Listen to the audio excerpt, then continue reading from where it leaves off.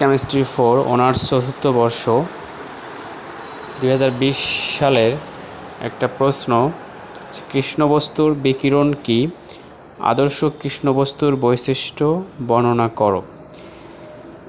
এটার অ্যান্সার আমি এখন দেখাবো।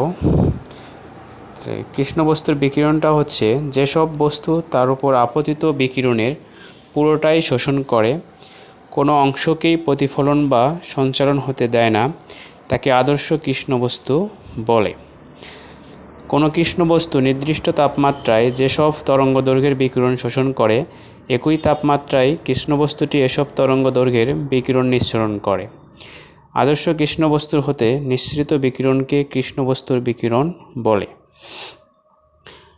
এবং আদর্শ কৃষ্ণবস্তুর বৈশিষ্ট্যগুলো নিম্নরূপ। বৈশিষ্ট্যগুলো সহ আসছিল 2020 সালে এবং আমাদের 2022 সালে যারা পরীক্ষার্থী তাদের জন্য এটা গুরুত্বপূর্ণ।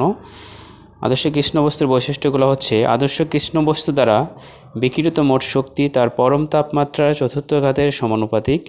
আদর্শ কৃষ্ণবস্তুর কোনো প্রতিফলন ক্ষমতা থাকে না, সব আপতিত বিকিরণ শোষণ করে। আদর্শ কৃষ্ণবস্তুর বিকিরণের সব ফ্রিকোয়েন্সি সুষমভাবে শোষণ ও নিক্ষেপ করতে পারে না। তারপর 4 নম্বর পয়েন্ট, নির্দিষ্ট তাপমাত্রায় আদর্শ কৃষ্ণবস্তুর সব তরঙ্গদৈর্ঘ্যে সমান শক্তি বিস্তারণ করে না। 5 নম্বর পয়েন্ট, একটি নির্দিষ্ট তরঙ্গদৈর্ঘ্যে বিকিরিত শক্তির পরিমাণ সর্বাধিক এবং এ উষ্ণতা বৃদ্ধি করতে থাকলে শক্তি বনাম তরঙ্গদৈর্ঘ্যের লেখচিত্রের চরমচূড়া ক্ষুদ্র তরঙ্গদৈর্ঘ্যের দিকে সরে আসে। এখানে চিত্রটা ভালোভাবে দেখা যাচ্ছে না, এজন্য আমি দুঃখিত। পরবর্তীতে আবার চিত্রসহ ভালোভাবে আপলোড করা হবে।